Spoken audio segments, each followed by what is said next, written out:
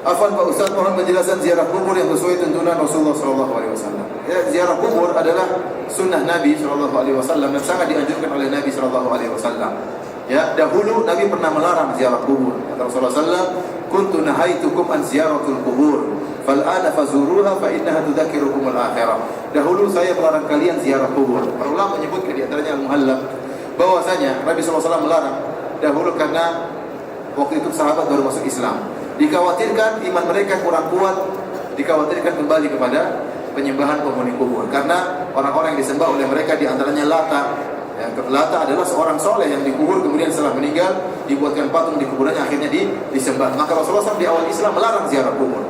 Setelah iman mereka kuat kata Rasulullah SAW, "Fal'ana fazuruha." Sekarang ziarahilah kuburan. Fa innaha tudzakirukumul akhirah. Karena ziarah kuburan akan mengingatkan kalian kepada hari akhirat. Oleh karenanya para ulama menyebutkan ziarah kubur yang disunahkan oleh Nabi dua tujuannya. Yang pertama mengingatkan akhirat, mengingatkan kematian. Yang kedua mendoakan penghuni kubur. Oleh karenanya Aisyah pernah bertanya kepada Rasulullah, "Rasulullah, apa yang kami ucapkan tatkala ziarah kubur?" Rasulullah SAW mengajarkan kepada Aisyah sebuah doa, "Assalamualaikum ala diyar minal muslimin wal mu'minin wa inna insyaallah bikum lalahiqun nas'alullaha lana wa lakumul afiyah." Keselamatan bagi kalian wahai penghuni kubur dari kaum muslimin, dari kaum mukminin, dan kami pasti nyusul kalian.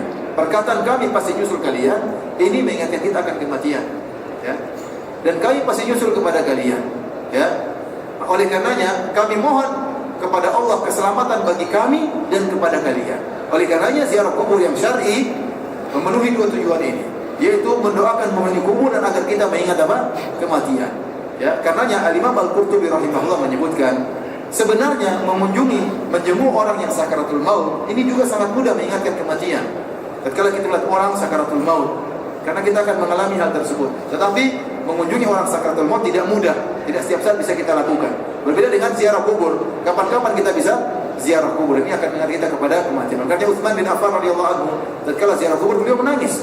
Dia mengatakan ini adalah awalul manazilil akhirah. Ini adalah tempat pertama akhirat. Ya, tempat pertama seorang tatkala meninggalkan dunia ini pertama kali di alam barzakh, di alam kubur. Barang siapa yang selamat di tempat pertama ini, maka dia akan bahagia terus sesudahnya. Dan barang siapa yang celaka di tempat pertama ini, dia akan celaka seterusnya. Oleh karenanya seorang tatkala ziarah kubur hadirkan hal seperti ini untuk mengingat kematian dan agar dia mendoakan para penghuni kubur. Nah, maka kita datang ke ziarah kubur, ke kuburan, kita boleh merenung tentang akhirat, kemudian kita mendoakan mereka, boleh kita berdoa kepada Allah Subhanahu wa taala, mungkin kita ziarah ayah kita, mungkin kita ziarah kuburan ibu kita, enggak jadi masalah, ya. Atau ziarah kaum muslimin secara umum, kita ingat bahwasanya ya mereka dahulu orang-orang yang pernah hidup di atas muka bumi, para penghuni kubur ini dengan berbagai macam strata ekonomi mereka, ada pejabat, ada raja, ada presiden, tapi sekarang semuanya sama, tidak ada yang membedakan mereka kecuali amal soleh, ya. Apa yang mereka miliki semuanya mereka tinggalkan. Ada di antara mereka yang bangun rumah tidak dia tempati, yang tempati orang lain.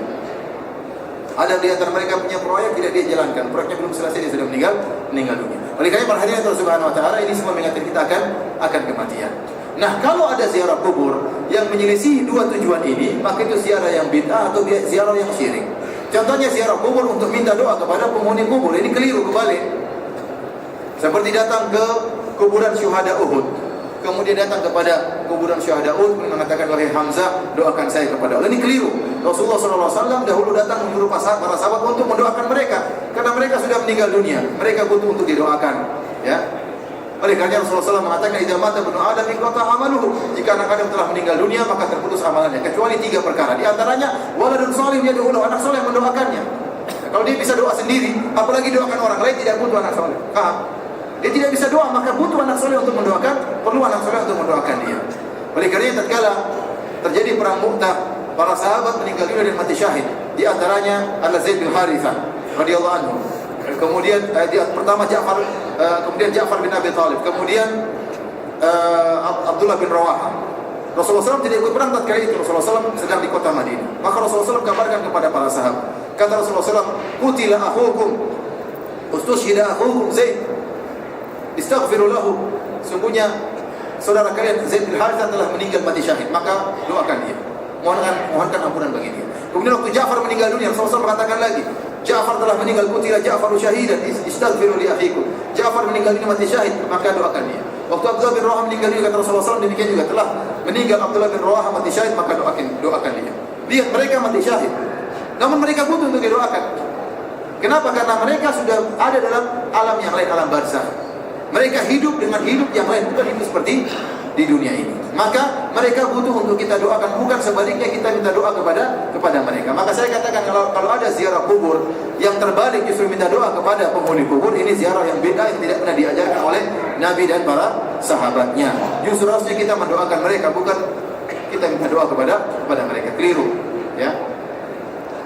Kemudian apalagi kalau sampai meminta doa, berdoa kepada mereka seperti meminta kepada Nabi, ya Rasulullah doakan sembuhkan saya, ya Rasulullah saya sudah lama menikah tidak punya anak, ya Rasulullah. Ini kesyirikan kalau sudah sampai minta kepada Nabi sallallahu alaihi wasallam, sebagaimana orang Nasara yang meminta kepada Nabi Isa. Kemudian kalau ternyata pergi kuburan tidak mengingat akhirat, ya, tapi mengingat yang lain, ya. Dan ini yang menjadi masalah yang ada di tanah air kita. Orang-orang ke kuburan tidak ingat akhirat, tidak ingat kematian, tapi ingat setan. Itu repotnya di sini, ya. Kenapa? Karena memang jin di tanah air kita benar-benar dihormati. Ya, para dukun dihargai. Mungkin dukun bisa masuk televisi, ya. Ya, kemudian iklan dukun di mana-mana. Dukun ditakuti oleh masyarakat. Kalau di sini enggak. Di sini ada dukun lapor dipenggal kepalanya. Ada puluhan dukun sudah dibunuh di sini. Dan saya pernah hadiri, saya sering sampaikan, saya pernah hadiri 2 sidang tentang dukun. Satu dukun yang bisa nembuskan debus, mungkin ya kalau istilah kita, nembuskan besi dari sini tembus sini, itu dipanggil di sini. Dipanggil untuk dihukum. Kalau di Indonesia, wah dihormati, dihargai.